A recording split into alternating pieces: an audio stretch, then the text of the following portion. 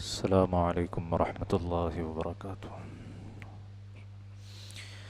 الحمد لله رب العالمين والعاقبة للمتقين والصلاة والسلام على سيد الأنبياء والمرسلين سيدنا ومولانا محمد وعلى آله وصحبه أجمعين وعلى كل من تبعهم بإحسان إلى يوم الدين. أما بعد فأعوذ بالله من الشيطان الرجيم. بسم الله الرحمن الرحيم. إليه يرد علم الساعة وما تخرج من ثمرات من أكمامها وما تحمل من أنثى ولا تضع إلا بعلمه ويوم يناديهم أين شركائي قالوا آذناك ما منا من شهيد وضل عنهم ما كانوا يدعون من قبل وظنوا ما لهم من محيص. صدق الله العظيم. اللهم صل على سيدنا محمد وعلى آل سيدنا محمد وبارك وسلم. رب اشرح لي صدري ويسر لي أمري واحلل عقدة من لساني يفقهوا قولي. اللهم آتنا حبك وحب نبيك وحب من يحبك وحب عمل الذي يبلغنا حبك. آمین یا رب العالمین. کل کی نشست میں اللہ کے فضل و کرم سے ہم نے سورہ حامیم السجدہ کے مضامین کا خلاصہ دیکھا تھا. بس آخری رکوع کی چند آیات دیکھ کر پھر انشاءاللہ ہم اگلی سورہ شورا کی طرف بڑھیں گے، جہاں سے 25ویں پارے کا آغاز ہوتا ہے. آیت نمبر 47 سے یہاں سے مطالعہ شروع کر رہے ہیں. ارشاد ہوا اعوذ باللہ من الشیطان الرجیم. بسم اللہ الرحمن الرحیم. الیہ یرد علم الساعہ. قیامت کا علم اسی کی طرف لوٹایا جاتا ہے، یعنی اس کا علم اللہ کے سوا اور کسی کو نہیں ہے. یہ مضمون سورہ لقمان کے آخر میں بھی گزرا. اور وما تخرج من ثمرات من اکمامها، اور نہ پھلوں میں سے کوئی پھل اپنے شگوفوں سے نکلتا ہے. وما تحمل من انثى، نہ کسی مادہ کو حمل ٹھہرتا ہے. ولا تضع، نہ اس کے ہاں کوئی بچہ ہوتا ہے. الا بعلمہ، مگر اللہ کے علم کے ساتھ. ویوم ینادیہم، اور جس دن اللہ ان کو پکارے گا، مشرکوں کو، کیا فرمائے گا؟ این شرکائی، کہاں ہیں میرے وہ شریک؟ یہ سب کام تو میں کرتا ہوں، یہ سب کام میرے علم اور میری اجازت سے ہوتے، لیکن تم نے ان کاموں میں اور شریکوں کو مان لیا تھا. اب ذرا پکارو انہیں، کہاں ہیں میرے وہ شریک؟ قالوا آذناک ما منا من شہید. تو وہ کہیں گے ہم تو آپ سے یہی عرض کرتے ہیں کہ ہم میں سے کوئی بھی اب اس بات کا گواہ نہیں ہے کہ آپ کا کوئی شریک ہے. وضل عنہم ما كانوا يدعون من قبل، اور جن جھوٹے خداؤں کو یہ پہلے پکارا کرتے تھے وہ ان سے گم ہو جائیں گے، ان کا کوئی سراغ نہیں ملے گا. وظنوا ما لهم من محیص، اور وہ سمجھ جائیں گے کہ اب ان کے لیے بچاؤ کا کوئی رستہ نہیں ہے.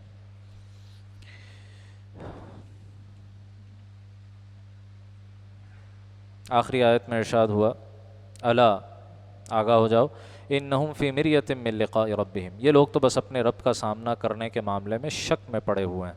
الا انہ بکل شیء محیط، یاد رکھو وہ ہر چیز کو احاطے میں لیے ہوئے ہیں. سورۃ الشورى، سلسلہ حوامیم کی یہ تیسری صورت ہے، یعنی وہ صورتیں جن کا آغاز حروف مقطعات حامیم سے ہوا ہے، اس سلسلے کی اب یہ تیسری صورت آ رہی ہے.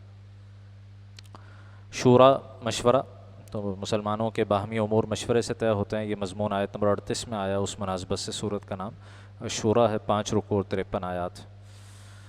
یہاں بھی 5 حروف مقطعات سے صورت کا آغاز. 2 صورتیں ایسی ہیں جن کے آغاز میں 5 حروف ہیں. سورہ مریم ہم اس سے پہلے دیکھ چکے. فرق یہ ہے کہ وہاں ایک ہی آیت میں 5 حروف تھے، یہاں 2 آیات میں الگ الگ ہیں. بسم اللہ الرحمن الرحیم. حامیم عین سین قاف، حروف مقطعات. اللہ اعلم بمرادہ بہ، اللہ تعالیٰ کی ان سے کیا مراد ہے اللہ ہی بہتر جانتے ہیں.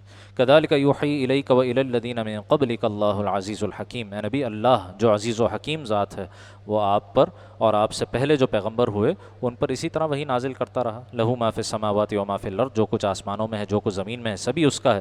وہو العلی العظیم، اور وہی ہے جو برتری اور عظمت والا ہے. تکاد السماوات یتفطرن من فوقہن، ایسا لگتا ہے کہ آسمان اوپر سے پھٹ پڑیں گے.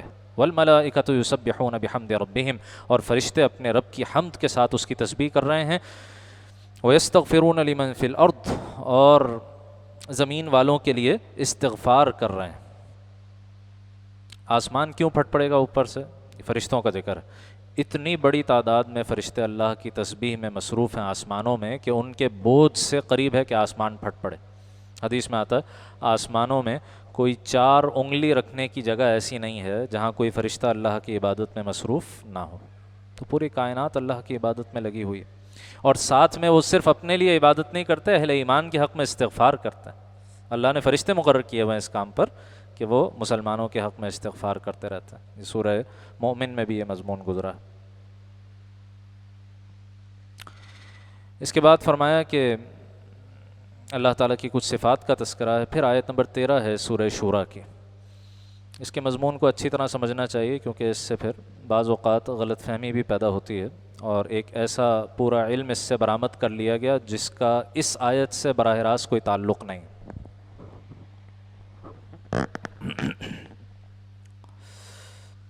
ارشاد ہوا شرع لکم من الدین ما وصی بہ نوحا, اس اللہ نے تمہارے لیے دین کا وہی طریقہ طے کیا ہے جس کی وصیت اس نے نوح علیہ السلام کو کی تھی. والذی اوحینا الیک, اور جو اے نبی ہم نے آپ کے پاس وحی کے ذریعے بھیجا ہے. وما وصینا بہ ابراہیم و موسیٰ و عیسیٰ, اور جس کا حکم ہم نے سیدنا ابراہیم, سیدنا موسیٰ, سیدنا عیسیٰ علیہم الصلاۃ والسلام کو دیا. وہی دین جو حضرت نوح علیہ السلام کو دیا گیا وہی حضرت ابراہیم, حضرت موسیٰ, حضرت عیسیٰ علیہ السلام کو دیا گیا, اور اے نبی اسی دین کی وحی آپ کی طرف کی جا رہی ہے. اب وہ دین کیا ہے, وہ اس دین کا خلاصہ کیا ہے؟ ان اقیموا الدین ولا تتفرقوا فیہ, کہ تم دین کو قائم کرو, ایک ترجمہ, یا تم دین پر قائم رہو, دوسرا ترجمہ, ولا تتفرقوا فیہ, اور اس میں تفرقہ نہ ڈالو. اب سوال یہ ہے کہ یہاں دین سے مراد کیا ہے؟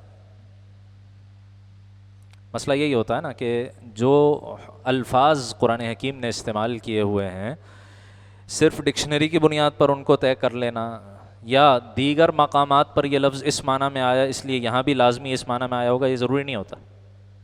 ٹھیک ہے, تو مفسرین سیاق و سباق کو دیکھتے ہوئے, آیت کے کانٹیکسٹ کو دیکھتے ہوئے طے کرتے ہیں کہ یہاں کس لفظ کا کیا معنی ہے, یہاں دین سے کیا مراد ہے, اور پھر اقیمو, اقامت سے کیا مراد ہے. ان دونوں الفاظ کی وضاحت درکار ہے.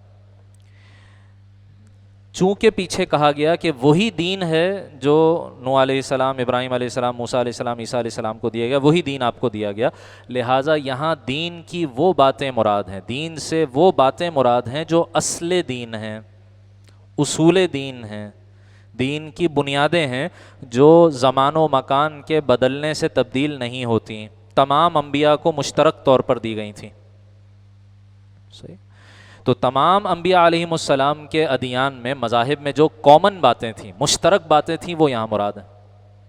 اور مشترک بات وہ اصول ہیں, وہ اصل ہے, یعنی عقائد, توحید, رسالت, آخرت, یہ عقائد کبھی بھی تبدیل نہیں ہوئے. آدم علیہ السلام کے بھی وہی عقائد تھے جو جناب رسول اللہ کے تھے صلی اللہ علیہ وسلم. ٹھیک ہے. بنیادی عبادات کی فرضیت, طریقہ کار نہیں, طریقہ کار بدلتے رہیں, روزے کا طریقہ الگ رہا, نماز کا طریقہ الگ رہا, لیکن بنیادی فرضیت عبادات کی, نماز, روزہ, حج, زکوٰۃ, قربانی, ہر دین میں اس کا کوئی نہ کوئی طریقہ رہا ہے. بنیادی اخلاقی تعلیمات, سچ بولنا اچھا ہے, جھوٹ بولنا برا ہے. ٹھیک ہے, بنیادی اخلاقیات. تو یہ وہ چیزیں ہیں کہ جو اکراس ٹائم اینڈ اسپیس کبھی بھی تبدیل نہیں ہوئی. اس سے مراد احکام نہیں ہیں, اس سے مراد جو فقہی احکام کہلاتے ہیں نا, وہ مراد نہیں. اس سے مراد شرعی سزائیں, وہ بھی نہیں ہیں, کیونکہ یہ سب فروعات ہیں, یہ اصول نہیں ہیں. یہ آپ کہیے کہ برانچز ہیں, فردر برانچز ہیں, اور ان میں تبدیلی آتی رہی ہے. ہر زمانے میں مختلف شریعتوں میں احکام بدلتا رہا ہے. جیسے نبی اکرم صلی اللہ علیہ وسلم فرماتے ہیں ہماری انبیاء کے گروہ کی مثال علاتی بھائیوں کی سی ہے. علاتی بھائیوں کی سی. علاتی بھائی کون ہوتے ہیں؟ پہلے ہم سورہ نساء میں دیکھ چکے وراثت کے احکام میں, جو باپ شریک بھائی ہوتے ہیں. باپ ایک ہی ہے, مائیں مختلف ہیں. تو ہمارا دین ایک ہی ہے, ہماری شریعتیں الگ الگ ہیں. تو یہاں دین مراد ہے, شریعت مراد ہی نہیں ہے, کیونکہ شریعت تبدیل ہوتی رہی. اور پیچھے آ چکا کہ یہاں دین کی بات ہو رہی ہے, وہ دین جو تمام انبیاء علیہم السلام میں کامن رہا. یہ دین کی وضاحت ہو گئی. اب آ جائیے اقیمو کے لفظ پر، وہ ہم سورہ مائدہ میں دیکھ چکے. اقامہ یقیم و اقامتاً کا معنی ہوتا ہے کسی شے کو سیدھا کرنا. اور قرآن مجید میں یہ جب استعمال ہوتا ہے، جیسے اقیم الصلاۃ، ہم کہتے ہیں نماز قائم کرو. نماز قائم کرنے کا کیا مطلب ہوتا؟ تو نماز قائم کرنے کا مطلب ہوتا ہے نماز کی پابندی کرو، مستقل پڑھو، تمام احکام کی رعایت کرتے ہوئے پڑھو. صحیح. تو اقیم الدین کا مطلب پھر یہاں کیا ہوا؟ اور دین ذہن میں رکھیے، اصولی باتوں کی بات یہاں ہو رہی ہے، شریعت کے تفصیلی احکام کی یہاں بات نہیں ہو رہی. تو اقیم الدین کا مطلب ہو گیا دین کے اصول پر قائم رہو، دین کے اصول کی پابندی کرو. جو دین حضرت آدم علیہ السلام کا تھا وہی دین تمہیں دیا گیا ہے، لہذا جس طرح انہوں نے توحید، رسالت، آخرت، اخلاقیات، بنیادی عبادات کی پابندی کی، تم بھی کرو. اس میں زمان و مکان کے بدلنے سے کوئی تبدیلی نہیں آئی. اچھا، جب ہم یہ بات کہتے ہیں تو اب آج کل جو اس لفظ سے اس کو ایک اصطلاح بنا کر پیش کیا جاتا ہے اقامت دین کو، کہ جناب اقامت دین سے مراد شریعت کا نفاذ ہے. صحیح. تو ہم یہ نہیں کہتے کہ اس کا دین سے کوئی تعلق نہیں ہے اور شریعت کا نفاذ نہیں ہونا چاہیے. سورہ مائدہ گزر چکی، وہاں پوری تفصیلات ہم دیکھ چکے ہیں. لیکن اس آیت کا نفاذ شریعت کے موضوع سے تعلق نہیں ہے. اگر کوئی اس آیت کے ذیل میں نفاذ شریعت کی بات کرے گا تو یہ تفسیر بالرائے ہو جائے گی، کیونکہ اس آیت کا وہ موضوع ہی نہیں ہے. ٹھیک ہے. تو جن لوگوں پر اس موضوع کا غلبہ ہے وہ سارا زور صرف کر دیتے ہیں اس آیت پہ، نفاذ شریعت والے موضوع پہ. حالانکہ نفاذ شریعت کے لیے اور بہت سارے مقامات قرآن میں موجود ہیں، احادیث میں اس کے لیے اور بہت ساری الفاظ استعمال ہوئے ہیں، ہمارے دین میں اور بہت ساری اصطلاحات بھی ہیں. اور کوئی اس کو بھی اصطلاح بنانا چاہے تو لا مشاحۃ فی الاصطلاح، اصطلاح کے معاملے میں کوئی جھگڑا نہیں ہوتا. آپ اصطلاح بنانا چاہیں بنائیں، لیکن اس آیت میں کیوں فورس کر رہے ہیں وہ موضوع جو اس آیت میں ہے ہی نہیں، جو اس آیت میں ہے ہی نہیں. تو اس آیت کے تحت یہ موضوع نہیں بیان ہو سکتا.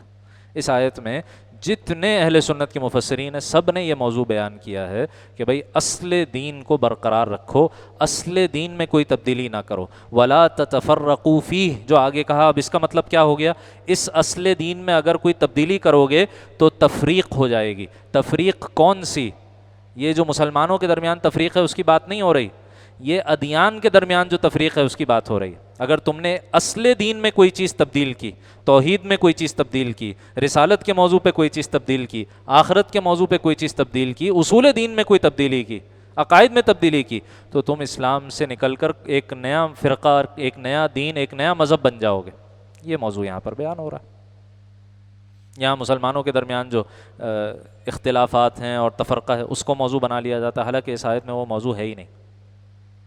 ٹھیک ہے. تو کون سی بات کہاں بیان ہونی چاہیے؟ یہ اللہ کا کلام ہے. ہم پہلے سے کوئی مضامین سپوز کر کے ان کو کسی آیت پر چسپا نہیں کر سکتے. آیت جو کہہ رہی ہے اس کو فالو کرنے کی ضرورت ہے. باقی یہ موضوع اپنی جگہ نفاذ شریعت کا، یہ اس سے پہلے ہم سورہ مائدہ میں تفصیل سے دیکھ چکے ہیں، اس کی ضرورت کیا ہے، اس کی اہمیت کیا ہے، نہیں کرنے پر کیا وعید ہے، وہ سب باتیں وہاں گزر چکی. کبر علی المشرکین ما تدعوہم الیہ، پھر بھی مشرکین پر وہ بات بہت گراں گزرتی ہے جس کی طرف اے نبی آپ انہیں دعوت دے رہے ہیں. مشرکین کو کس چیز سے مسئلہ تھا؟ انہی اصول سے مسئلہ تھا نا، انہی عقائد سے مسئلہ تھا. توحید، رسالت، آخرت، انہی عقائد سے پریشانی تھی.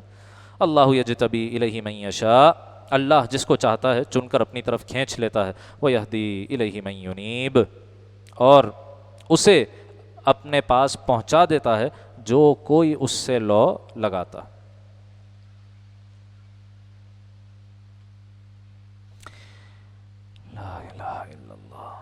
اس کے بعد جو قرآن مجید کا اصل آپ کا یہ پیغام ہے جو بار بار ریپیٹ ہوتا ہے مختلف مقامات پر، تیسرے رکوع کے آغاز میں، من کان یرید حرث الآخرہ، جو شخص آخرت کی کھیتی چاہتا ہو، نزید لہ فی حرثی، ہم اس کی کھیتی میں اور اضافہ کر دیتے ہیں. ومن کان یرید حرث الدنیا، اور جو شخص صرف دنیا کی کھیتی چاہتا ہو، نؤتہ منہا، ہم اسے اسی میں سے دے دیں گے.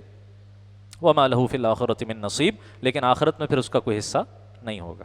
تو آدمی کہاں کا فائدہ چاہتا ہے، کہاں کے مزے کرنا چاہتا ہے، ایک مرتبہ طے کر لے، اس کے بعد پھر جہاں کے بارے میں اس کا موقف بن جائے گا مجھے یہاں لذتیں اڑانی ہیں ساری، اللہ تعالیٰ اس کو موقع دے دیں گے. لیکن اگر دنیا تم نے چوز کی تو پھر یاد رکھو آخرت میں کوئی حصہ نہیں ہوگا. نبی صلی اللہ علیہ وسلم سے کہلوایا گیا قل، اے نبی آپ فرما دیجئے لا اسألکم علیہ اجرا، میں تم سے اس تبلیغ پر کوئی اجرت تو مانگ نہیں رہا. تمہیں کیا پریشانی ہو رہی ہے میری دعوت دینے سے؟ میں تم سے کوئی پیسے مانگ رہا ہوں؟ تم سے کوئی بھتہ لے رہا ہوں اس کام پر؟ معاذ اللہ. کیا تکلیف کیا ہے؟ الا المودۃ فی القربى، سوائے رشتہ داری کے، محبت کے. کیا مطلب؟ یعنی آپ صلی اللہ علیہ وسلم کی قریش میں ہر قبیلے سے کوئی نہ کوئی رشتہ داری تھی نا. قبائل میں یہی ہوتا ہے، سارے انٹر کنیکٹڈ ہوتے ہیں، آپس میں شادیاں ہوئی بھی ہوتی ہیں. تو سارے جتنے آپ کے مخاطبین تھے، جتنے آپ کے مخالفین تھے، ان سب سے کوئی نہ کوئی رشتہ داری تھی، سب سے کوئی نہ کوئی تعلق تھا.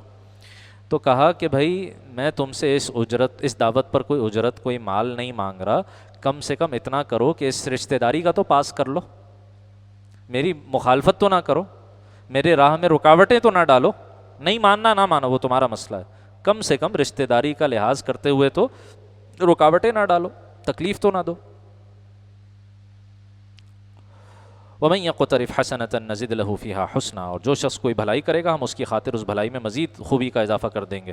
ان اللہ غفور شکور، یقین جانو اللہ بہت بخشنے والا، بڑا قدردان ہے. اس کے بعد ایک بڑی حقیقت کا بیان ہے آیت نمبر 30 میں، وَمَا أَصَابَكُم مِّن مُّصِيبَةٍ، تمہیں جو کوئی مصیبت پہنچتی ہے، فَبِمَا كَسَبَتْ أَيْدِيكُمْ، وہ تمہارے اپنے ہاتھوں کے کیے ہوئے کاموں کی وجہ سے پہنچتی ہے. جو مصیبت تمہیں آتی. اچھا، بعض اوقات تکلیفیں اور مقاصد کے لیے بھی آتی ہیں، صرف دنیا میں سزا دینے کے لیے. یہ بھی بات واضح رہے کہ اصلاً تو دنیا دار الجزا ہے نہیں نا، جزا تو وہاں ہے آخرت میں. یہاں جو گناہوں پر تنبیہ آتی ہے تکالیف کی صورت میں، وہ وارننگ کے لیے ہوتی ہے، تاکہ آدمی پلٹ آئے، دوبارہ غور کر لے کہ کس رستے پر جا رہا ہے. جیسے کوئی وہ کارڈیک اریسٹ میں چلا جائے تو اس کو الیکٹرک شاک دیا جاتا ہے نا، بجلی کے جھٹکے دیے جاتے ہیں کہ اس کا دل دوبارہ چلنا شروع ہو جائے. تو ایک طرح سے یہ الیکٹرک شاک دیا جا رہا ہوتا ہے، یہ تکالیف کے ذریعے آدمی دوبارہ ہوش کے ناخن لے. لیکن بعض اوقات صرف کسی شخص کے درجات بلند کرنے کے لیے بھی، اس کو صبر کی توفیق دینے کے لیے بھی تکلیفیں آتی ہیں، صرف درجات بلند کرنے کے لیے. اچھا، ہمیں کیسے پتہ چلے کہ یہ جو مجھ پر تکلیف آئی ہے یہ میرے کسی سابقہ گناہ کی وجہ سے آئی ہے یا یہ رفع درجات کے لیے ہے؟ تو عام طور پر علماء قاعدہ یہ بیان کرتے ہیں کہ بھئی یہ دیکھو کہ اس تکلیف کا تمہارا رسپانس کیا ہے. اگر اس تکلیف کے موقع پر تمہارا رسپانس یہ ہے کہ تم جزا فضا کر رہے ہو، شور شرابہ کر رہے ہو، گریہ اور شکوے کر رہے ہو اور شکایتیں کر رہے ہو، اس کا مطلب ہے کہ یہ واقعی کسی گناہ کی سزا تھی جو تمہیں اور اللہ سے دور کرنے کے لیے آئی ہے.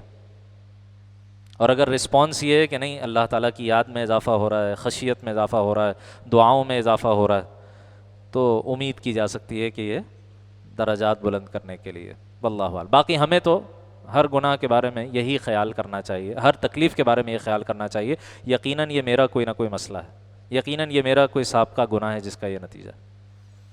جیسے سیدنا عبداللہ ابن مبارک علیہ رحمہ فرمایا کرتے تھے نا، جب میں اپنی اولاد کو دیکھتا ہوں کہ اگر وہ میرے کسی بات کو نہ مانے تو مجھے فوراً احساس ہو جاتا ہے کہیں میں نے اپنے رب کا کوئی حکم نہیں مانا ہے جس کی وجہ سے اب میری اولاد میری بات نہیں مان رہی. ٹھیک ہے، تو مکافات ایک درجے میں ہے اس دنیا میں، مکافات ایک درجے، خاص طور پر اولاد اور والدین کے رشتے میں.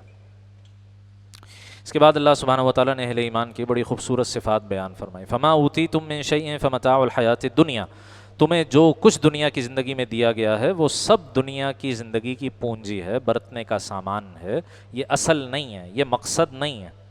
وما عند اللہ خیر وابقا، اور جو اللہ کے پاس ہے وہ دنیا کے مقابلے میں کہیں زیادہ بہتر اور ہمیشہ رہنے والا ہے. لیکن کس کے لیے؟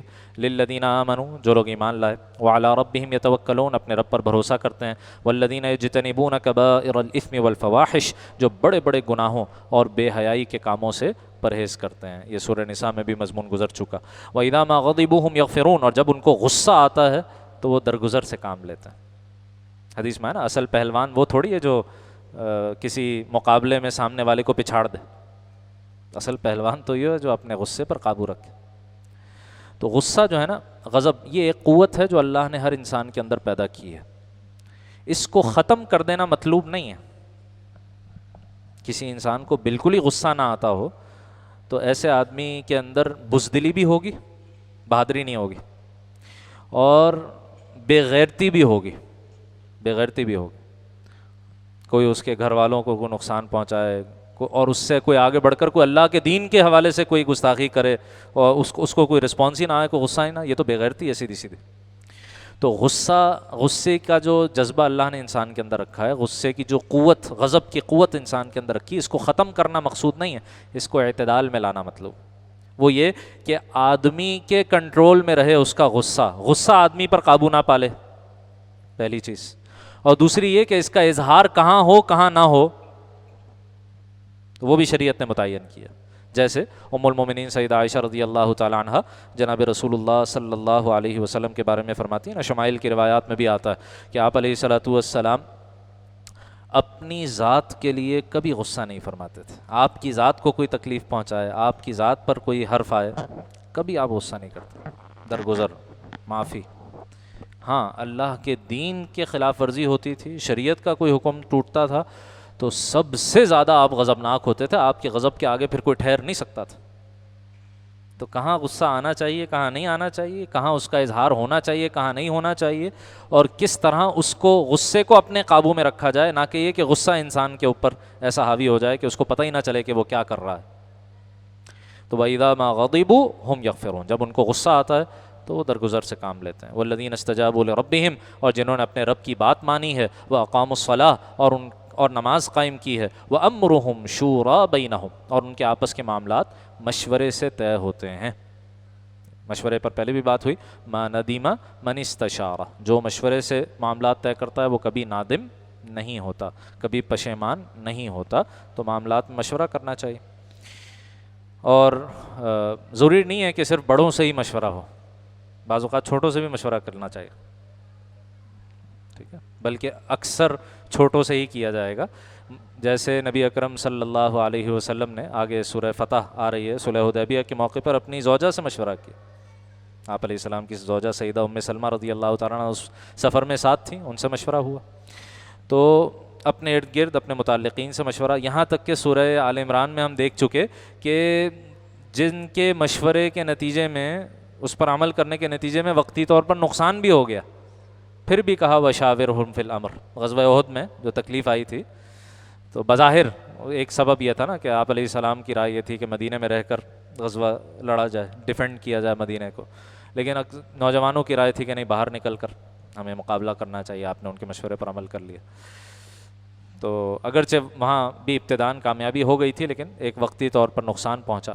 تو وہاں بھی کہا گیا کہ بھائی ٹھیک ہے، بظاہر اس معاملے میں مشورہ صحیح ثابت نہیں ہوا، لیکن اس کا یہ مطلب نہیں ہے کہ آپ مشورہ کرنا ہی نہیں ہے. وَشَاوِرْهُمْ فِي الْأَمْرِ، مشورہ کرتے رہیے.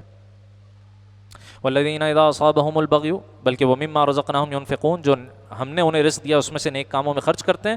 وَالَّذِينَ إِذَا أَصَابَهُمُ الْبَغْيُ هُمْ يَنْتَصِرُونَ، اور جب ان پر کوئی زیادتی ہوتی ہے تو وہ اپنا دفاع بھی کرتے ہیں. وَجَزَاءُ سَيِّئَةٍ سَيِّئَةٌ مِثْلُهَا، اور کسی برائی کا بدلہ اسی جیسی برائی ہے.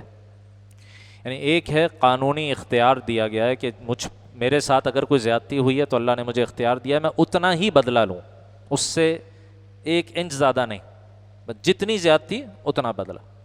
یہ قانونی حق ضرور ہے، لیکن اخلاقی تعلیم کیا ہے؟ آدمی معاف کر دے، درگزر کر دے، یہ پسندیدگی ہے. فمن عفا واصلح فاجرہ علی اللہ، ہاں جو کوئی معاف کر دے اور اصلاح سے کام لے تو اس کا ثواب اللہ کے ذمہ ہے. انہ لا یحب الظالمین، بے شک وہ ظالموں کو پسند نہیں کرتا. سورہ شورى کے اختتام پر اللہ سبحانہ و تعالیٰ نے نبی اکرم صلی اللہ علیہ وسلم پر وحی کے نزول کے مختلف طریقے بیان فرمایا، یا پیغمبروں پر آپ کہیے کہ وحی کیسے نازل ہوتی تھی.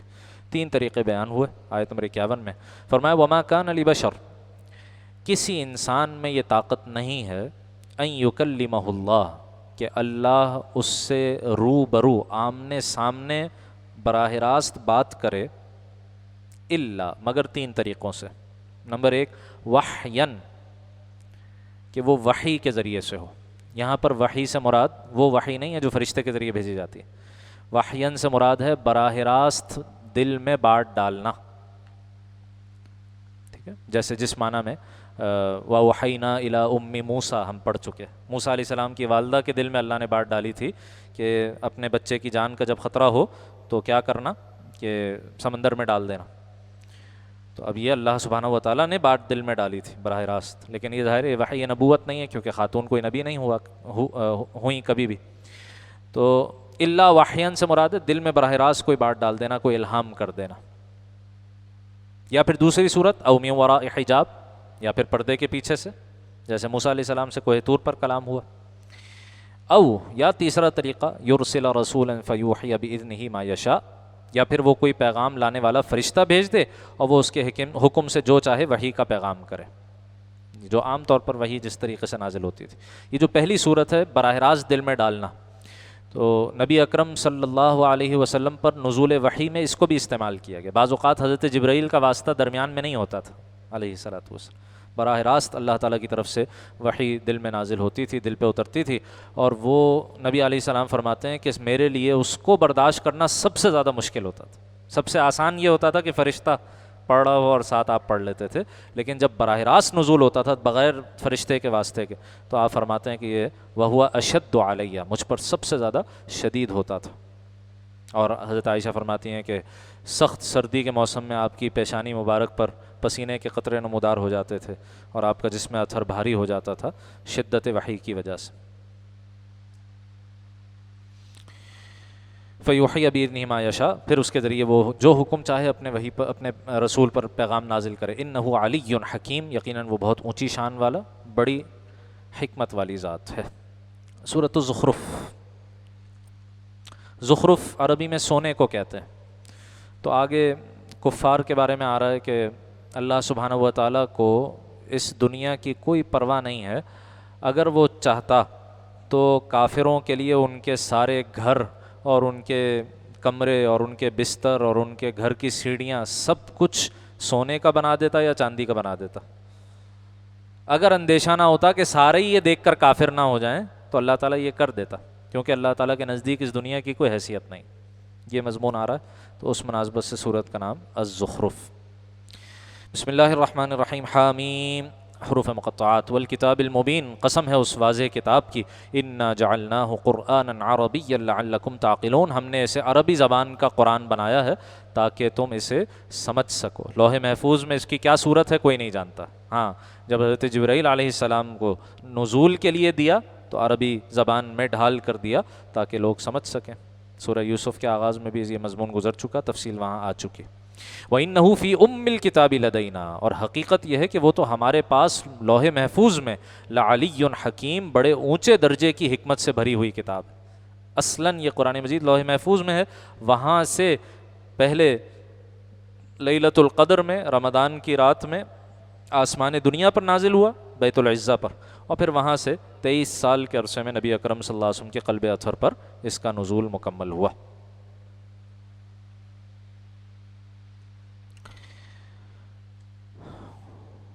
اس کے بعد اللہ سبحانہ و تعالیٰ نے وہی جو مشرکین کا عقیدہ تھا فرشتوں کو اللہ کی بیٹیاں بنانے والا, اس پر کلام فرمایا. دوسرے رکوع میں فرمایا ام اتخذ مما یخلق بنات واصفاکم بالبنین, بھلا کہ اللہ نے اپنی مخلوق میں سے اپنے لیے تو بیٹیاں پسند کیں اور تمہارے لیے بیٹے منتخب کر لیے. یعنی یہ مشرکین کو تو بیٹے چاہیے ہوتے تھے, قبائلی نظام تھا نا. قبائل میں تو آپ جانتے ہیں بیٹوں سے نسل بھی چلتی ہے, طاقت بھی ہوتی ہے, اور اللہ کو انہوں نے الاٹ کی تو بیٹیاں. حالانکہ ان کا اپنا حال کیا ہے, وَإِذَا بُشِّرَ أَحَدُهُم بِمَا ضَرَبَ لِلرَّحْمَنِ مَثَلًا, حالانکہ ان میں سے کسی کو جب اس بیٹی کی ولادت کی خوشخبری دی جاتی ہے جو اس نے خدائے رحمان کی طرف منسوب کر رکھی ہے, تو اس کا اپنا حال کیا ہوتا ہے, ظَلَّ وَجْهُهُ مُسْوَدًّا, اس کا چہرہ سیاہ پڑ جاتا ہے. وَهُوَ كَظِيمٌ, وہ دل ہی دل میں گھٹتا رہتا ہے, منہ چھپائے پھرتا ہے. سورہ نحل میں بھی یہ آیت آئی ہے, يَتَوَارَى مِنَ الْقَوْمِ مِنْ سُوءِ مَا بُشِّرَ بِهِ, جس بری چیز کی اس کے خیال میں اس کو بشارت دی گئی ہے اس کی وجہ سے قوم سے منہ چھپائے پھرتا ہے, کسی کے سامنے نہیں آتا, اور پھر سوچتا ہے اَيُمْسِكُهُ عَلَىٰ هُونٍ, کیا اسی ذلت کے ساتھ اس کو پکڑ کے رکھے اپنے پاس, اس کو پالے پوسے. ام یدسہ فی التراب، یا اسے مٹی میں دبا دے۔ ایسی جہالت تھی اس زمانے میں۔ اور ابھی بھی آپ جائیں، اللہ ہم سب کو بار بار لے جائے، عمرے پر جائیں، مکہ مکرمہ میں مسجد حرام سے باب فہد سے باہر نکلیں، جو عمرے کا مرکزی دروازہ ہے اس سے باہر نکلیں تو سامنے ایک وہ ہے نا فلائی اوور، اس کے اور مسجد حرام کا صحن جہاں ختم ہو رہا ہے اس کے درمیان میں ایک جگہ ہے، خالی پلاٹ سا ہے جس پر آج تک کوئی کنسٹرکشن وغیرہ نہیں ہوئی، چھوٹی سی جگہ ہے، باؤنڈری اس کے گرد کھنچی ہوئی ہے اور اندر خالی میدان۔ تو ہمارے اساتذہ جب ان کے ساتھ ہم سفر حج پہ تھے تو انہوں نے بتایا کہ یہ وہ جگہ ہے کہ جہاں یہ مشرکین لاتے تھے اپنی بچیوں کو یہاں دفنانے کے لیے، اس کو ایسے ہی چھوڑا ہوا ہے ابھی عبرت کے لیے۔ اور ایک مرتبہ ایک شخص نبی اکرم صلی اللہ علیہ وسلم کے پاس آیا اور اپنی بچی کا واقعہ خود سنایا، اور صحابہ کہتے ہیں کہ جتنا آپ صلی اللہ علیہ وسلم اس دن روئے ہیں ہم نے کبھی آپ کو ایسے روتے ہوئے نہیں دیکھا۔ تصور کریں معصوم بچی جس کو اللہ نے دے رکھی ہے، اس کا ذرا تصور کریں، اس کو جا کے مٹی میں دبا کے آ جائے آدمی، صرف اس لیے کہ لوگ کیا کہیں گے۔ ایسے یہ تو ایک جہالت تھی جو اس زمانے میں مشرکین کے ہاں تھی نا۔ اللہ معاف کرے، ہمارے ہاں بھی بعض لوگوں میں اس طرح کے تصورات ہیں، اور کچھ نہیں تو کم سے کم بیٹے کی پیدائش اور بیٹی کی پیدائش میں خوشخبری اور مبارکباد دینے کا طریقہ بدل جاتا، الفاظ بدل جاتا۔ اگر شروع میں ہی بیٹی ہو جائے، کوئی بیٹا شروع میں نہ ہو، تو مبارکباد دینے میں کہیں نہ کہیں یہ الفاظ ضرور آتے ہیں، انشاءاللہ آئندہ ہو ہی جائے گا۔ گویا یہ کافی نہیں ہے، حالانکہ نبی اکرم صلی اللہ علیہ وسلم کیا فرماتے ہیں کہ اگر مجھے اختیار ہوتا انتخاب کا تو میں بیٹیوں کو ترجیح دیتا بیٹوں پر۔ اور نبی اکرم صلی اللہ علیہ وسلم کا یہ فرمان کہ اللہ نے کسی کو 3 بیٹیاں دی ہوں، وہ ان کی اچھی تربیت کرے، اچھی پرورش کرے، اور پھر ان کی ذمہ داری سے فارغ ہو جائے تو وہ اور میں جنت میں ایسے ہوں گے، آپ نے اپنی دونوں انگلیاں جمع فرمائیں۔ راوی کہتے ہیں ایک صحابی نے پوچھا کہ یا رسول اللہ اگر کسی کی 2 ہی بیٹیاں ہوں، ان کی 2 ہی تھی، تو کہا آپ نے پوری بات دہرائی، جس کو اللہ 2 بیٹیاں دے وہ ان کی تربیت کرے تو وہ اور میں جنت میں ایسے ہوں گے۔ پھر راوی کہتے ہیں کہ کسی نے پوچھا نہیں، ورنہ اگر پوچھنے والا ایک کے بارے میں بھی پوچھتا تو یہی جواب ہوتا آپ کا۔ اس میں تو اختیار نہیں ہے نا کہ کتنی ہو، اللہ جس کو جو دے۔ پچھلی صورت میں گزر چکا، یہب لمن یشاء اناثا ویہب لمن یشاء الذکور او یزوجہم ذکرانا واناثا ویجعل من یشاء عقیما۔ اللہ جس کو چاہے بیٹے دے، جس کو چاہے بیٹیاں دے، جس کو چاہے دونوں دے، جس کو چاہے کوئی بھی نہ دے، اس کا فیصلہ ہے، اس کا اختیار ہے۔ تو اس جہالت سے بچنا چاہیے۔ بیٹے بیٹیاں یہ سب اللہ کی نعمت ہیں، اس صورت میں کہ آدمی ان کی بہترین تربیت کرے تو صدقہ جاریہ ہیں انسان کے لیے، اور خاص طور پر بیٹیوں کو جہنم سے آڑ قرار دیا گیا۔ لا الہ الا اللہ۔ پھر ان کا مشرکین کا ایک قول نقل ہوا، درمیان میں ابراہیم علیہ السلام کا ذکر آیا، پھر مشرکین کا قول نقل ہوا لولا نزل هذا القرآن على رجل من القريتين عظیم، بھئی یہ قرآن ان 2 عظیم بستیوں میں سے کسی بستی کے کسی بڑے آدمی پہ کیوں نہیں نازل ہوا؟ اور مفسرین بتاتے ہیں یہاں پس منظر میں جو شخص مراد ہے مشرکین کے اس قول کے پیچھے، وہ کون ہے؟ ولید بن مغیرہ۔ یہ سیدنا خالد بن ولید رضی اللہ تعالیٰ عنہ کا جو باپ تھا، ولید بن مغیرہ، مال بھی بہت تھا، جائیدادیں بھی بہت تھیں، مکے میں بھی جائیداد تھی اس کی، طائف میں بھی جائیداد تھی۔ طائف اور مکہ یہی 2 بڑی بستیاں تھیں اس وقت عرب میں، تو دونوں جگہ اس کے باغات، دونوں جگہ اس کی جائیدادیں، بیٹے بھی 10 بیٹے، حضرت خالد اور ان کے 9 بھائی، 10 بیٹے بھی تھے۔ تو یہ بڑا آدمی تھا، اور یہ سورہ مدثر میں آگے آ رہا ہے، اسی کا تذکرہ آئے گا تفصیل کے ساتھ، کہ یہ ایمان لانے کے کچھ قریب بھی آ گیا تھا، لیکن پھر ایک دوسرے شخص کے بہکاوے میں آ کے رہ گیا۔ تو لوگ اس کے بارے میں کہا کرتے تھے بھئی اگر کوئی وحی کا نزول ہونا بھی ہوتا، کوئی اللہ نے کسی کو نبی بنانا بھی ہوتا تو اس کو بناتے، یہ ایک یتیم کو اللہ نے وحی کیوں نبی کیوں بنا لیا؟ معاذ اللہ تعالیٰ کا تبصرہ اہم یقسمون رحمت ربک، بھلا کیا یہ لوگ ہیں جو آپ کے رب کی رحمت تقسیم کریں گے، یہ بتائیں گے کس کو نبی ہونا چاہیے کس کو نہیں؟ نحن قسمنا بینہم معیشتہم فی الحیات الدنیا، دنیاوی زندگی میں ان کی روزی کے ذرائع بھی ہم نے ہی ان کے درمیان تقسیم کیے ہیں۔ تو تم نے تو کچھ بھی خود اپنے لیے منتخب نہیں کیا، اللہ تعالیٰ ہی نے تمہارے لیے ہر چیز کا فیصلہ کیا. رزق کس کا کتنا ہے، کس کی کیا معاش ہے، کس کا کیا گھر ہے، کس کی کتنی اولاد ہے، یہ سب چیزیں جب اللہ طے کر رہا ہے تو اللہ ہی طے کرے گا کس کو نبی بنانا ہے، تم سے کیوں پوچھے. وَرَفَعْنَا بَعْضَهُمْ فَوْقَ بَعْضٍ دَرَجَاتٍ لِيَتَّخِذَ بَعْضُهُمْ بَعْضًا سُخْرِيًّا، اور ہم نے ان میں سے ایک کو دوسرے پر درجات میں فوقیت دی ہے، کسی کو زیادہ مال دیا، کسی کو کم دیا، کسی کو سٹیٹس بڑھا کر دیا، کسی کو کم دیا، تاکہ وہ ایک دوسرے سے کام لے سکیں. اگر سب کے پاس ایک جیسا مال ہوتا، سب سٹیٹس کے لحاظ سے برابر ہوتے، تو بتائیے نیچے رہ کر کام کون کرتا، کون کام لیتا، کون کام کرتا. تو یہ جو پورا وہ ہے نا مارکسسٹ نظریہ ہے معیشت کا اور سوسائٹی کا، کلاس لیس سوسائٹی جو اس نے کلیم کی تھی کارل مارکس نے، یہ کلاس لیس سوسائٹی ہونی چاہیے. یہ طبقاتی تقسیم جو ہے نا، اس کی وجہ سے سارا ظلم و فساد ہے. تو بھائی یہاں قرآن بتا رہا ہے یہ طبقاتی تقسیم اللہ نے پیدا کی ہے، کسی کو زیادہ دیا ہے، کسی کو کم دیا. وہ کہتا تھا نا زر زن زمین، زمین پیسہ عورت، یہ سب میں برابر برابر تقسیم کر دو، ظلم ختم ہو جائے گا زمین دنیا سے. حالانکہ نہ کبھی ایسا ہوا ہے، نہ قیامت تک کبھی ایسا ہوگا. یہ اللہ تعالیٰ کی تخلیق اور فطرت کے ہی خلاف ہے. تو اللہ تعالیٰ ہی نے یہ تقسیم کی ہے، اور پھر ہر ایک کی ذمہ داریاں اور ہر ایک کے حقوق متعین کر دی، اس کی پابندی ہونی چاہیے. بہرحال تو جس طرح اللہ نے دنیا میں تم میں سے بعض کو بعض کے اوپر رکھا ہے تاکہ بعض سے کام لے، ایسے ہی وحی کس پر نازل ہو، کس کو نبی بنا کر اونچا مقام دیا جائے، کن کو امتی بنا کر ان کا متبوع بنایا جائے، یہ سب فیصلے بھی اللہ کے ہیں. وَرَحْمَتُ رَبِّكَ خَيْرٌ مِّمَّا يَجْمَعُونَ، اور آپ کے رب کی رحمت اس دولت سے کہیں بہتر چیز ہے جو یہ لوگ جمع کر رہے ہیں. وَلَوْلَا أَن يَكُونَ النَّاسُ أُمَّةً وَاحِدَةً، اور اگر یہ اندیشہ نہ ہوتا کہ سارے ہی انسان ایک ہی طریقے پر آ جائیں گے، یعنی سب کے سب انسان کفر اختیار کر لیں گے، اگر اس کا اندیشہ نہ ہوتا تو کیا ہوتا؟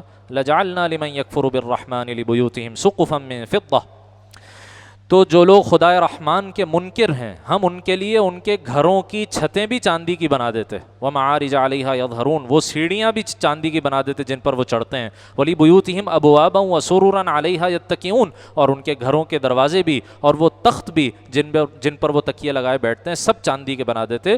وَزُخْرُفًا، بلکہ اس سے آگے بڑھ کر سونے کا بنا دیتے. اس چاندی اور سونے کی اتنی بھی حیثیت نہیں اللہ کے ہاں، اتنی حقیر چیزیں ہیں یہ اللہ کے ہاں کہ اللہ کافروں کو یہ سب کچھ دے دیتا، بس اس لیے نہیں دیا کہ کہیں مسلمان ان سے مروب ہو کے اور کفر نہ اختیار کر لیں. تو لیکن اندیشہ یہ ہے، مسئلہ یہ ہے کہ آج یہ ہو رہا ہے نا، ہم ان کی ٹیکنالوجی سے اور ان کی طاقت سے اور ان کے بظاہر خوبصورت آرکیٹیکچر سے اور ان کی بظاہر، یہ میں بظاہر کا لفظ بار بار کہہ رہا ہوں، جو وہاں رہتا ہے اسے اندازہ ہوتا ہے کہ پھر اس کے پیچھے اصل حقائق کیا ہیں، یا جس کو تجربہ ہوتا ہے اس کو نظر آتا. تو وہ اس کی وجہ سے ہم سب مروب ہیں آج، وہی لائف سٹائل ہم چاہ رہے ہوتے ہیں، وہی تہذیب کے ہم دل دادا ہیں، وہی ظاہر وہی باطن اپنانے کی کوشش کر رہے ہیں. تو اللہ تعالیٰ تو نے پہلے ہی کہہ دیا تھا، اگر اس بات کا اندیشہ نہ ہوتا تو یہ تو کچھ بھی نہیں ہے جو ابھی ان کے پاس ہے، ہم ان کو ہر چیز سونے چاندی کی بنا دیتے ہیں ان کے لیے.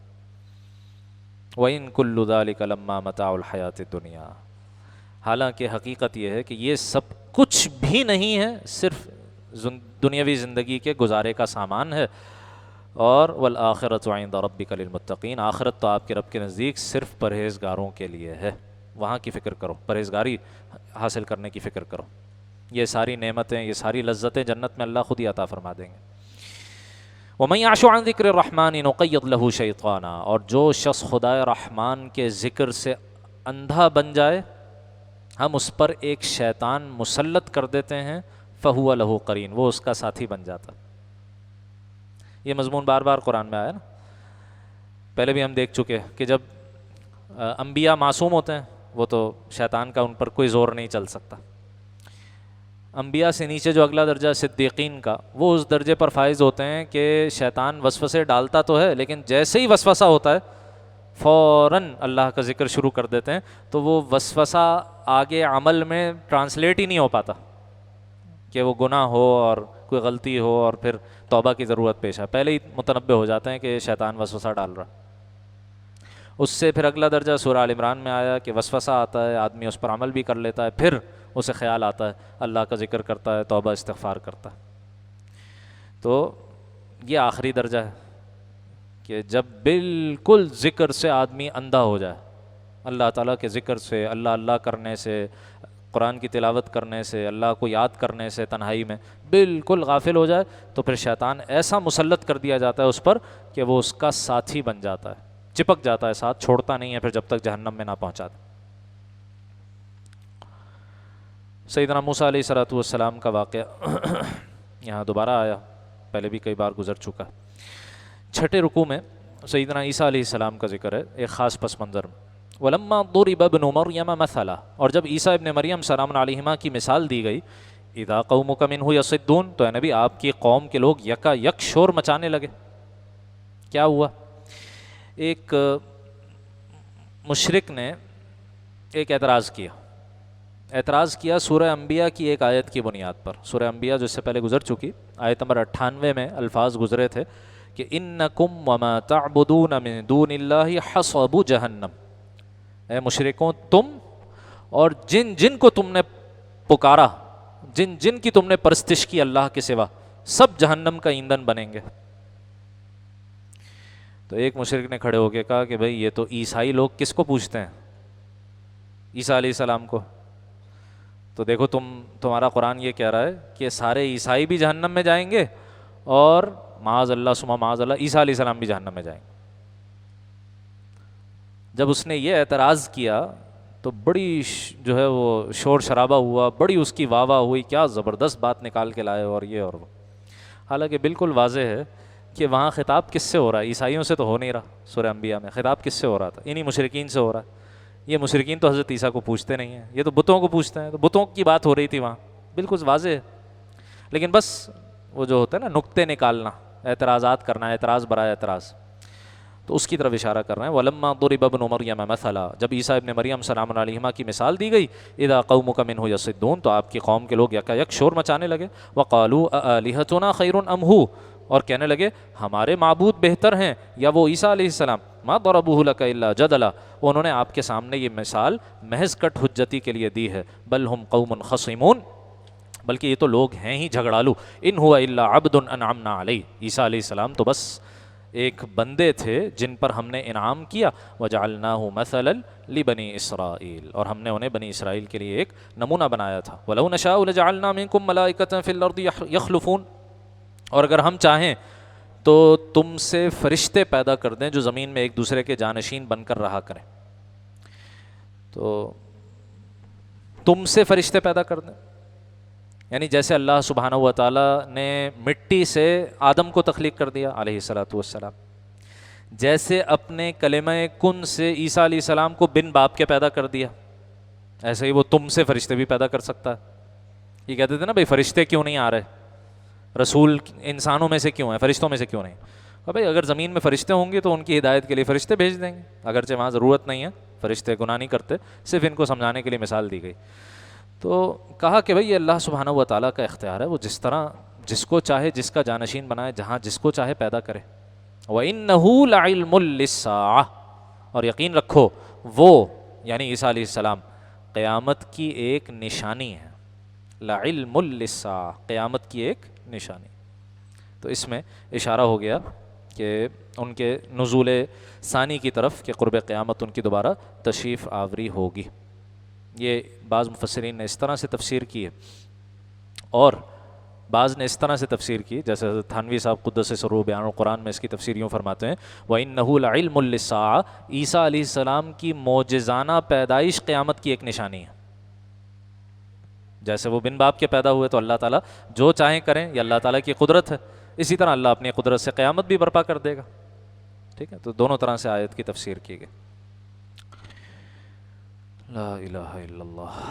اس کے بعد سورۃ الدخان ہے۔ دخان دھوئیں کو کہتے ہیں، تو ایک اب آگے ایک واقعہ آئے گا اس کے ذیل میں اس سورت کو سورۃ الدخان کہا گیا۔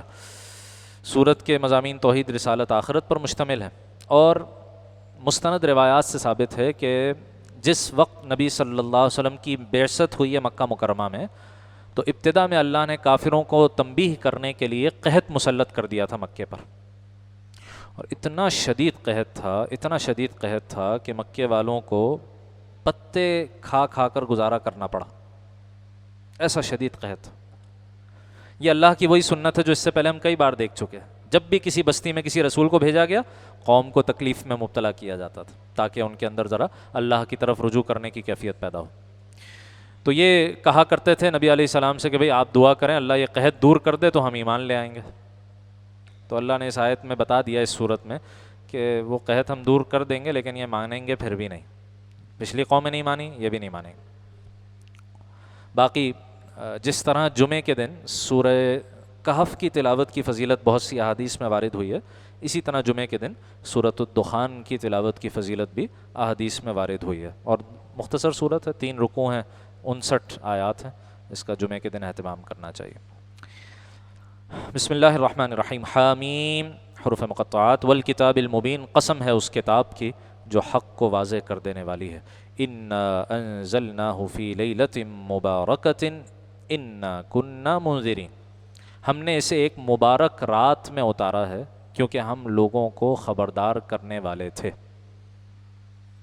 لیلۃ مبارکہ کے الفاظ آئے ہیں, بابرکت رات.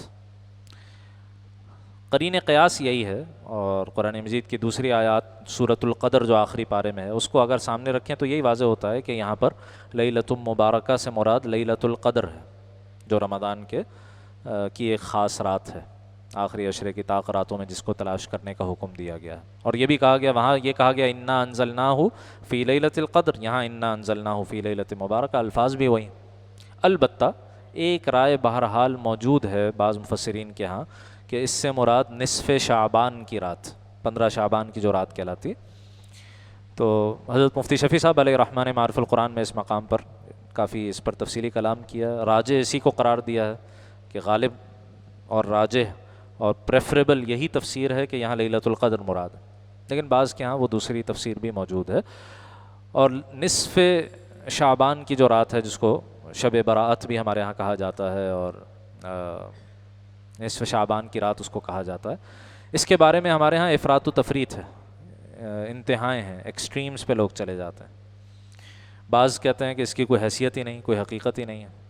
بعض کہتے ہیں کہ نہیں اس میں تو بڑی بابرکت رات ہے اور اس میں تو فلاں نفل کی جماعت ہونی چاہیے اور اس میں فلاں کام ہونا چاہیے اور اس میں تو عید کی طرح تیار ہو کر قبرستان جانا چاہیے, یہ کرنا چاہیے, وہ کرنا چاہیے.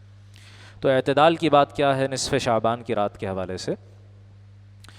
وہ یہ کہ چونکہ اس بارے میں احادیث وارد ہیں, اگرچہ ایک روایت کو چھوڑ کر باقی ساری کی ساری سندن ضعیف ہیں. ایک روایت کے بارے میں علامہ البانی جیسے جو متشدد ہیں, جو حدیث پر حکم لگانے میں بہت شدت برتتے ہیں, انہوں نے بھی حسن کا قول ایک روایت کے بارے میں اختیار کیا. تو ایک روایت کو چھوڑ کر باقی سب کی سب ضعیف ہیں. لیکن ضعیف روایات کے بارے میں امت کے علماء میں ہمیشہ سے یہ طرز عمل چلا آیا ہے کہ ضعیف روایات فضائل اعمال کے باب میں قابل قبول ہوتی ہیں. ضعیف روایت سے اگر وہ سٹینڈ الون ہے اور کوئی بات اس بارے میں قرآن و حدیث میں نہیں ہے, بس ایک بات صرف ضعیف روایت میں آئی ہے, تو عقیدہ اس سے ثابت نہیں ہوگا, کسی عمل کی فرضیت یا حرمت ثابت نہیں ہوگی. ہاں, ایک عمل یا ایک عقیدہ آلریڈی اسٹیبلشڈ ہے, اس کے بارے میں کوئی فضیلت یا وعید وہ بیان ہو سکتی ہے, وہ استدلال کیا جا سکتا ہے ضعیف روایات سے. اور امام بخاری علیہ رحمہ جیسی شخصیت نے بھی اپنی دوسری حدیث کی کتاب الادب المفرد میں بعض ضعیف روایات ذکر کی ہیں. تو چونکہ 10 کے قریب ضعیف روایات ہیں اس موضوع پر, تو وہ سب مل کر اس مضمون کو تقویت پہنچاتی ہیں. تو یہ کہنا تو مشکل ہے کہ نصف شعبان کی رات کی کوئی فضیلت نہیں ہے, یہ تو کہنا بہت مشکل ہے. ہاں, اس رات کیا کرنا ہے کیا نہیں کرنا اس کے لیے کوئی متعین عبادت متعین نہیں ہے. باقی آدمی جو بھی اس رات میں نیکی کرے اچھی بات ہے, انفرادی طور پہ کرے. کوئی متعین عبادت نہیں ہے, کوئی خاص نفل کی جماعت نہیں ہے, کوئی خاص طریقہ نہیں ہے, نہیں, بس اللہ تعالیٰ کی عبادت میں جتنا وقت گزارا جائے اچھی بات ہے. یہ بات اس لیے عرض کی کیونکہ اس آیت کی ایک تشریح میں نصف شعبان کی رات کا ذکر ہے, اس لیے یہاں اس کا ذکر کر دیا گیا. باقی تفصیلات معارف القرآن میں حضرت مفتی شفیع صاحب علیہ رحمہ کی تفسیر میں دیکھی جا سکتی ہیں. آگے فرماتے ہیں فرتقب, لہٰذا یہ جو مشرکین ہیں ان کو انتظار کرنا چاہیے, انتظار کرو. یوم تأتی السماء بدخان مبین, جب آسمان ایک واضح دھواں لے کر نمودار ہوگا. یغشی الناس, جو لوگوں پر چھا جائے گا. ھذا عذاب علیم، یہ ایک دردناک عذاب ہے۔ بعض لوگ آئے سیدنا عبداللہ ابن مسعود کے پاس رضی اللہ تعالیٰ عنہ اور کہا کہ اس آیت میں تو جو دھواں ذکر ہے وہ تو قیامت والا دھواں ہے نا، جو قیامت سے پہلے ایک آگ نکلے گی، قیامت کی نشانیوں میں آتا ہے، جو قیامت کی 10 بڑی نشانیاں ہیں ان میں سے آخری نشانی کیا ہے، ایک آگ نکلے گی اور لوگوں کو ہانکتے ہوئے میدان حشر کی طرف لے جائے گی۔ تو ظاہر ہے جہاں آگ ہوگی وہاں دھواں بھی ہوگا، تو کہا کہ یہ اس کی طرف اشارہ ہو رہا ہے۔ حضرت ابن مسعود رضی اللہ تعالیٰ عنہ نے ناراضگی کا اظہار کیا، کہا بھی یہ جب تمہیں علم نہیں ہے تو کیوں اپنی طرف سے بات بنا رہے ہو کہ اس آیت میں فلاں چیز کا ذکر ہے؟ میں بتاتا ہوں کہ اس آیت میں دخان اور دھوئیں سے کیا مراد ہے۔ وہ فرماتے ہیں کہ اللہ سبحانہ و تعالیٰ نے کفار کو متنبع کرنے کے لیے نبی صلی اللہ علیہ وسلم کی بعثت کے ابتدائی دنوں میں قحط مسلط کیا تھا مکے پر، اور قحط میں لوگوں پر جب بھوک کی شدت ہوتی تھی اور اس بھوک کی شدت سے جو ان کو کمزوری ہوتی تھی، اس کمزوری کے عالم میں جب وہ آسمان کی طرف دیکھتے تھے تو انہیں آسمان پر دھواں چھایا ہوا نظر آتا تھا، یعنی وہ اصل میں دھواں نہیں تھا، ان کا ویژن بلر ہو جاتا تھا، ان کی بینائی کمزور ہو جاتی تھی بھوک کی شدت کی وجہ سے، تو انہیں ایسا لگتا تھا جیسے ہر طرف دھواں دھواں چھایا ہوا ہے۔ تو ابن مسعود رضی اللہ تعالیٰ عنہ نے فرمایا یہ مراد ہے یہاں پر دھوئیں سے، وہ جو قحط آیا تھا اس کی وجہ سے جو شدت بھوک کی وجہ سے ان کو دیکھنے میں ان کی بینائی میں جو مسئلہ پیدا ہوا اور بلرڈ ویژن نظر آتا تھا، اس کی طرف اشارہ ہے۔ ھذا عذاب علیم، یہ دردناک سزا ہے۔ ربنا اکشف عنا العذاب، اس وقت یہ لوگ کہیں گے اے ہمارے رب ہم سے یہ عذاب دور کر دیجئے، انا مؤمنون، ہم ضرور ایمان لے آئیں گے۔ لیکن اللہ فرماتے ہیں آگے جا کر انا کاشف العذاب قلیلا، اچھا ہم عذاب کو کچھ عرصے کے لیے ہٹا دیتے ہیں، انکم عائدون، لیکن یقین ہے کہ تم پھر وہی سب کچھ کرو گے، تم نے باز نہیں آنا، تم نے مان کے نہیں دینا۔ حضرت موسیٰ علیہ السلام کا ذکر اور فرعون کے غرق ہونے کا تذکرہ بھی اس صورت میں کیا گیا ہے۔ اختتام پر اللہ سبحانہ و تعالیٰ نے جہنم کے احوال اور جنت کے احوال بیان کیے ہیں۔ ارشاد ہوا ان شجرۃ الزقوم، یقین جانو کہ جو زقوم کا درخت ہے، طعام الاثیم، یہ گناہگار کا کھانا ہوگا۔ اس کے بارے میں سورہ واقعہ میں بھی آتا ہے، دیگر مقامات پر سورہ صافات میں بھی آتا ہے کہ طلعها کأنہ رؤوس الشیاطین، یہ جو زقوم کا درخت ہے جہنم کا، اس کا جو پھل ہے وہ شیطانوں کے سر جیسا ہے۔ اور انہا شجرۃ تخرج فی اصل الجحیم، یہ ایسا درخت ہے جو جہنم کی جڑ سے نکلتا۔ اچھا اس کا بھی مشرکین نے مذاق اڑانا شروع کر دیا، بھئی پہلے کہتے ہیں کہ جہنم میں آگ ہی آگ ہوگی اور پھر کہتے ہیں وہاں درخت بھی ہوگا، تو آگ میں کون سا درخت اگتا؟ تو بھائی وہ یہ دنیا تھوڑی ہے، وہ قیامت ہے، وہ جہنم ہے، اللہ کے حکم سے جو چاہے ہو، اس میں اعتراض والی کون سی بات، اس میں مذاق اڑانے والی کون سی بات؟ تو جہنم کے عین بیچوں بیچ سے نکلنے والا یہ درخت ہے، اور اسی کا پھل جو ہے وہ گویا ان کے لیے کھانا ہوگا، اور ایسے گلے میں چبھے گا اور پھر پیٹ میں جائے گا تو کیا حال ہوگا؟ طعام الاثیم، گناہگار کا کھانا ہوگا، کل مہل، تیل کی تلچھٹ جیسا، یغلی فی البطون، جو لوگوں کے پیٹ میں اس طرح جوش مارے گا کغلی الحمیم، جیسے کھولتا ہوا پانی ہوتا۔ اور اس سب کے دوران حکم ہوگا خذوہ، فرشتوں سے کہا جائے گا اس کو پکڑو، فاعتلوہ الی سواء الجحیم، گھسیٹ کر جہنم کے بیچوں بیچ پھینک دو، ثم صبوا فوق رأسہ من عذاب الحمیم، پھر اس کے سر کے اوپر کھولتے ہوئے پانی کا عذاب انڈیل دو، ذق، اور کہا جائے گا چکھو، انک انت العزیز الکریم، دنیا میں تو بڑا صاحب اقتدار ہوا کرتا تھا، بڑی عزت والا ہوا کرتا تھا، اب دیکھو تمہارے ساتھ کیا ہوتا ہے۔ یہ انجام اللہ نے کھول کھول کر بیان کر دیا۔ اللہ تعالی ہم سب کو محفوظ رکھے، پناہ مانگتے رہنا چاہیے، اور خاص طور پر یہ آخری ساعتیں اس ماہ مبارکہ کی جہنم سے آزادی کا پروانہ حاصل کرنے کا ایک آخری موقع ہے، اس سے فائدہ اٹھانا چاہیے۔ ان ھذا ما کنتم بہ تمترون، یہ وہ چیز ہے جس کے بارے میں تم شک کیا کرتے تھے۔ دوسری طرف ان المتقین فی مقام امین، پرہیزگار لوگ یقیناً امن و امان والی جگہ میں ہوں گے، فی جنات و عیون، باغات اور چشموں میں ہوں گے، یلبسون من سندس و استبرق، وہ سندس اور استبرق کا لباس پہنے ہوئے ہوں گے۔ یہ ریشمی کپڑے کی دو قسمیں ہیں، سندس باریک اور استبرق موٹا دبیز ریشم، متقابلین آمنے سامنے بیٹھے ہوئے ہوں گے، کذالک یہی معاملہ ہوگا، وزوجناہم بحور عین، اور ہم بڑی آنکھوں والی حوروں سے ان کا نکاح کریں گے۔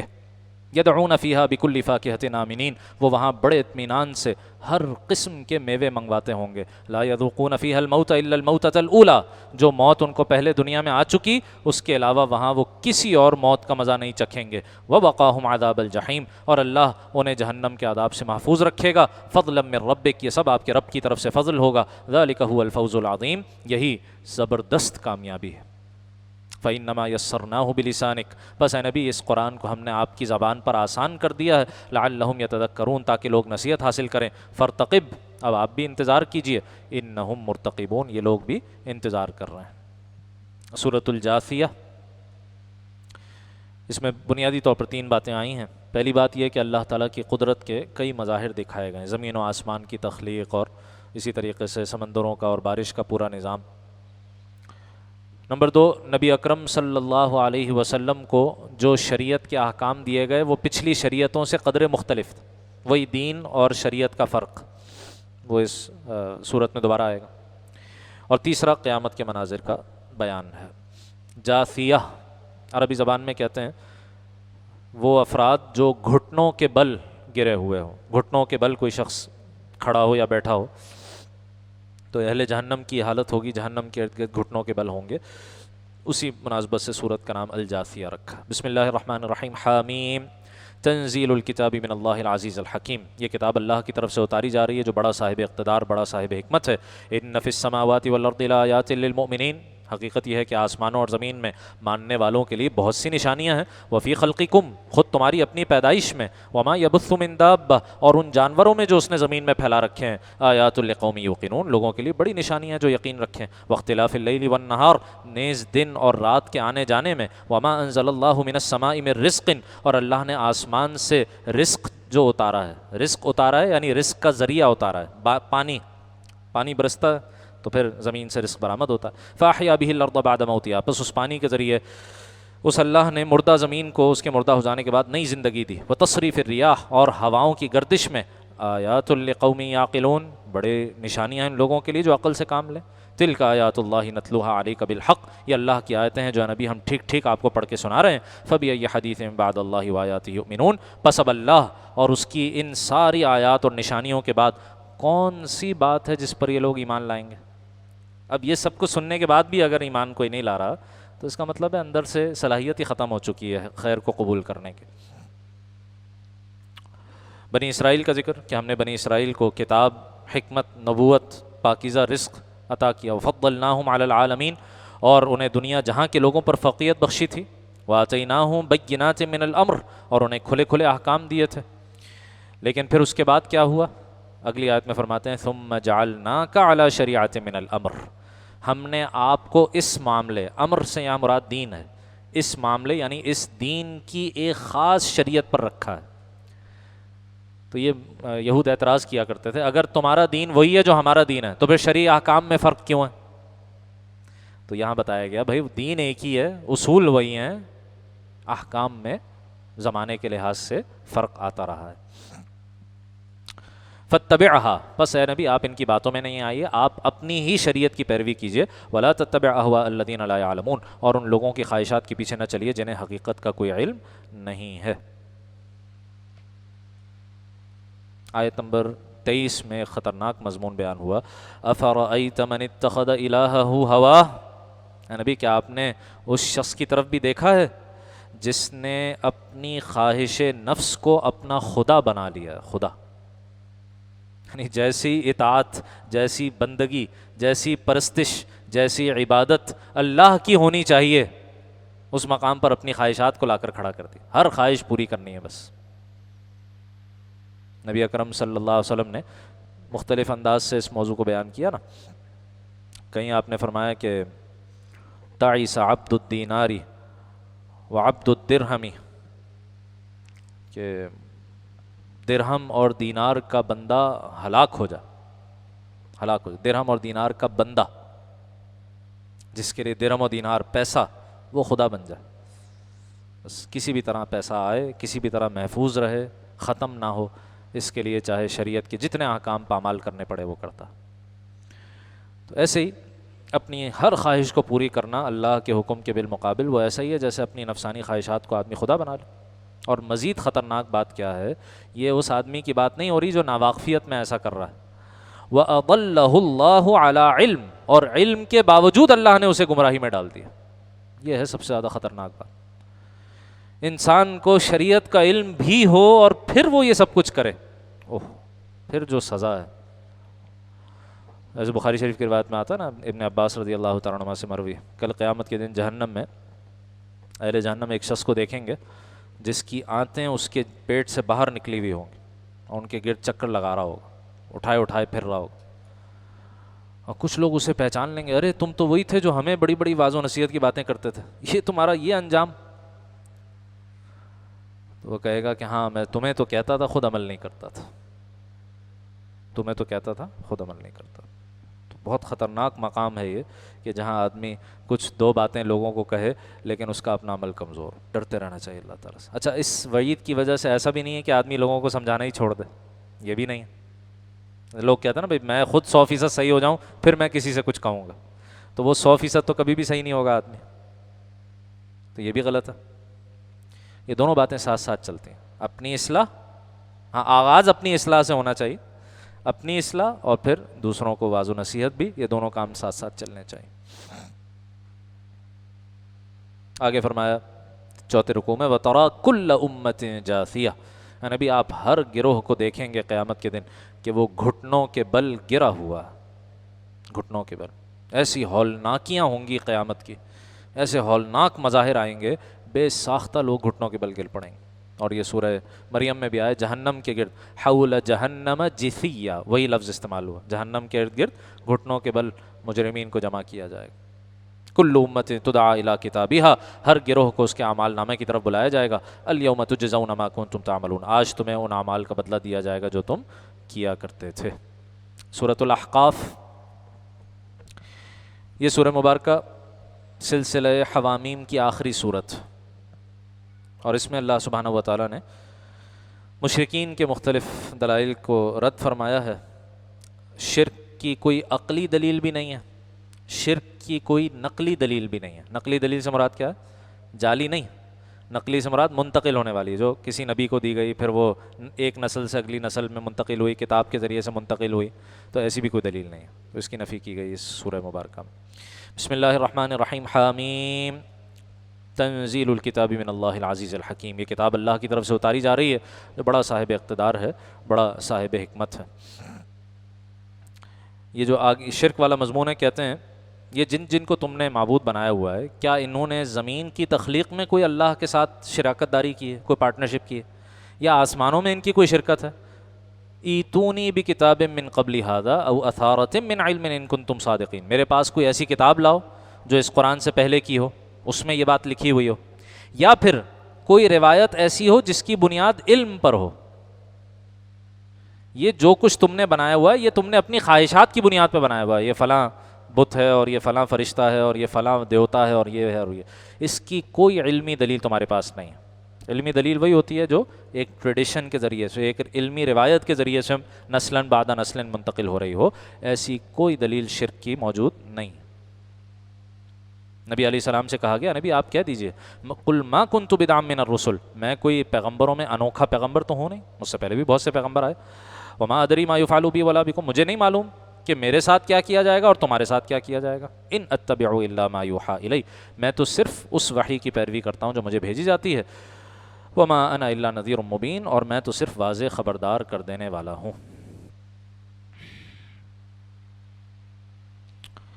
اس کے بعد اللہ سبحانہ و تعالیٰ نے والدین کے ساتھ حسن سلوک کا مضمون بیان فرمایا، خاص طور پر اس تناظر میں کہ مکے میں کچھ لوگ وہ تھے کہ جو مسلمان ہو گئے تھے لیکن ان کے والدین مشرک تھے اور شرک کی دعوت دے رہے تھے، اور کچھ ایسے تھے جو والدین مسلمان ہو گئے لیکن اولاد شرک پر ہے. اور دونوں طرح کے افراد کا تذکرہ کیا، اور کچھ وہ تھے جن کو دونوں کو اللہ نے اسلام کی توفیق دے دی. آیت نمبر 15 میں فرمایا وَوَصَّيْنَا الْإِنسَانَ بِوَالِدَيْهِ إِحْسَانًا، اور ہم نے ہی انسان کو اپنے والدین کے ساتھ بہترین برتاؤ اختیار کرنے کا حکم دیا. تفصیلات سورہ انعام اور سورہ بنی اسرائیل میں گزر چکی.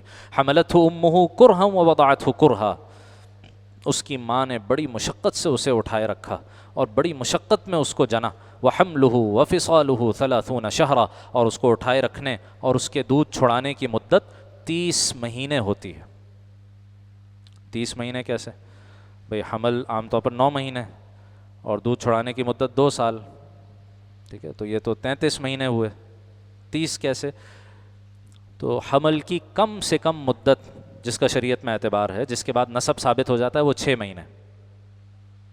6 مہینے کے بعد اگر کوئی کسی کے یہاں پیدائش ہو جاتی ہے اور وہ سروائیو کر جاتا ہے، جیسے عام طور پر کر بھی جاتے ہیں ایسے بچے، تو نسب ثابت ہو جائے گا. تو 6 مہینے کم سے کم حمل کی مدت، اور پھر 2 سال میکسیمم سورہ بقرہ میں موضوع گزر چکا، 2 سال میکسیمم دودھ چھڑانے کی مدت.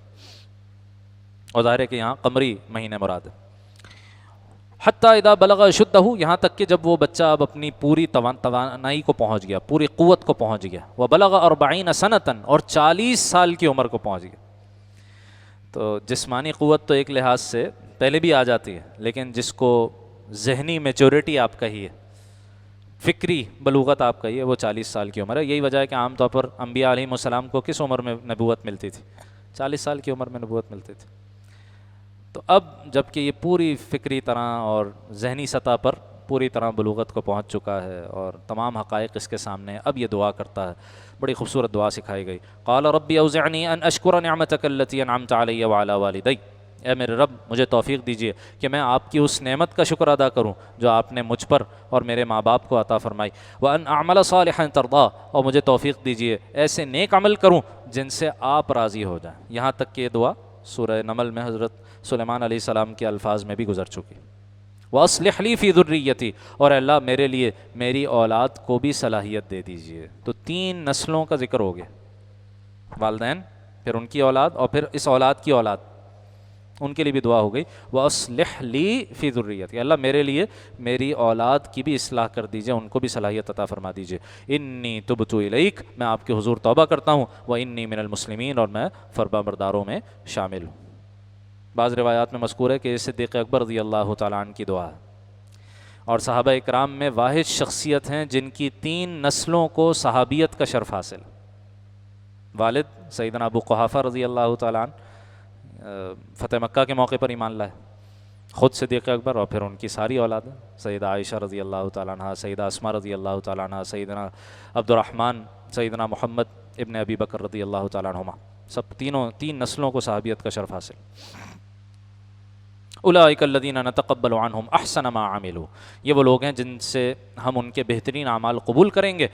ونتجاوز عن سیئاتہم فی اصحاب الجنہ، اور ان کی خطاؤں سے درگزر کریں گے جس کے نتیجے میں وہ جنت میں شامل ہو جائیں گے. وعد الصدق الذی کانوا یوعدون، اس سچے وعدے کی بدولت جو ان سے کیا جاتا تھا. دوسری طرف والذی قال لوالدیہ، ایک شخص وہ ہے جو اپنے والدین سے یوں کہتا ہے اف لکما، تف ہے تم دونوں پر. اتعداننی ان اخرجا، کیا تم مجھ سے یہ وعدہ کرتے ہو کہ مجھے زندہ کر کے قبر سے نکالا جائے گا. وقد خلت القرون من قبلی، حالانکہ مجھ سے پہلے کتنی نسلیں گزر چکی، آج تک تو کوئی قبر سے نہیں نکلا. تو اب یہ مشرک اولاد ہے، نافرمان کافر اولاد ہے، مسلمان والدین کے ساتھ یہ سلوک کر رہا. وہما یستغیثان اللہ، اور وہ والدین اللہ سے فریاد کرتے ہیں اور اپنے بچے سے کہتے ہیں ویلک آمن، افسوس ہے تجھ پر، ایمان لے آ. ان وعد اللہ حق، یقین جانو اللہ کا وعدہ سچا ہے.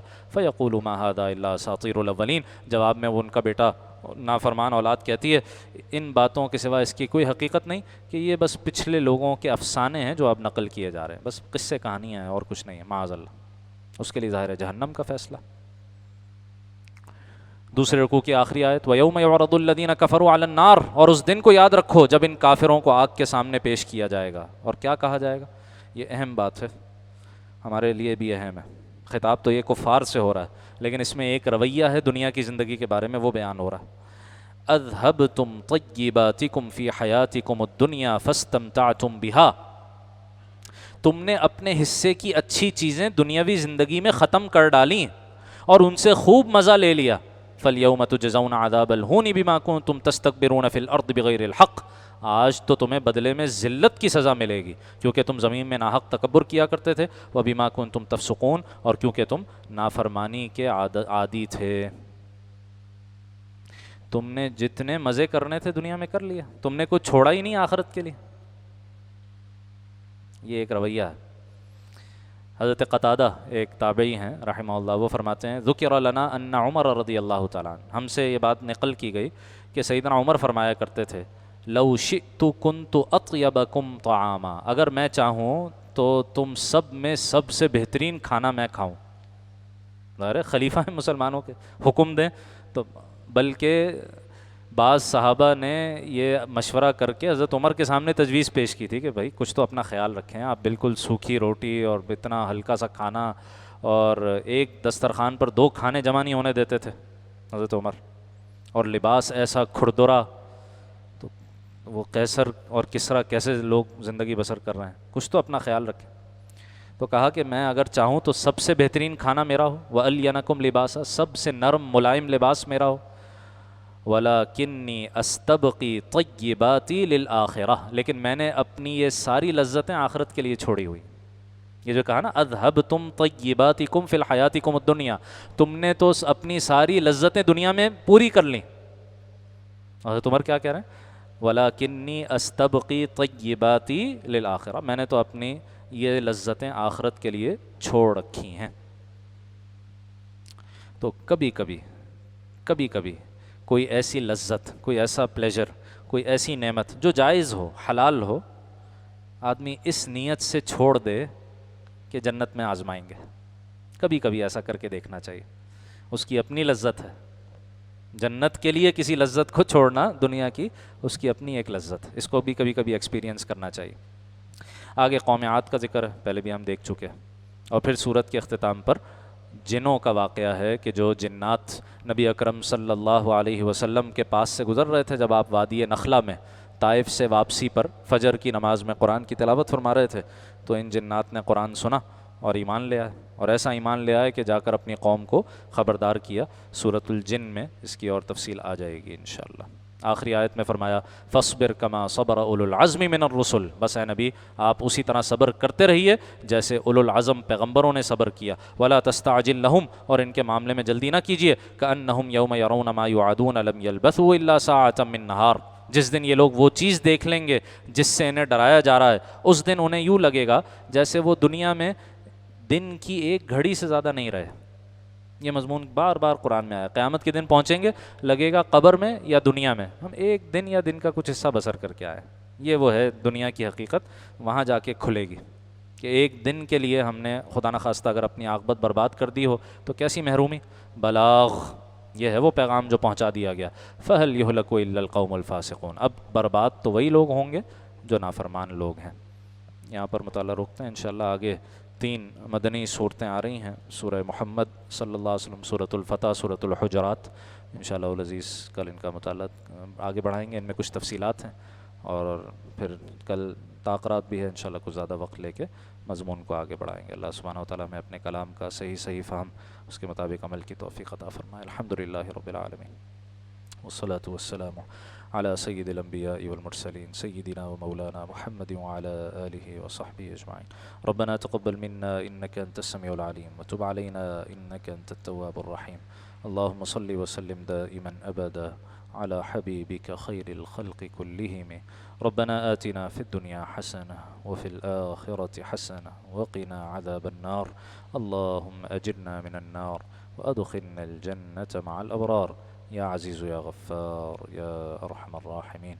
وصلی اللہ تعالی علی خیر خلقہ سیدنا و مولانا محمد وعلی آلہ وصحبہ اجمعین برحمتک۔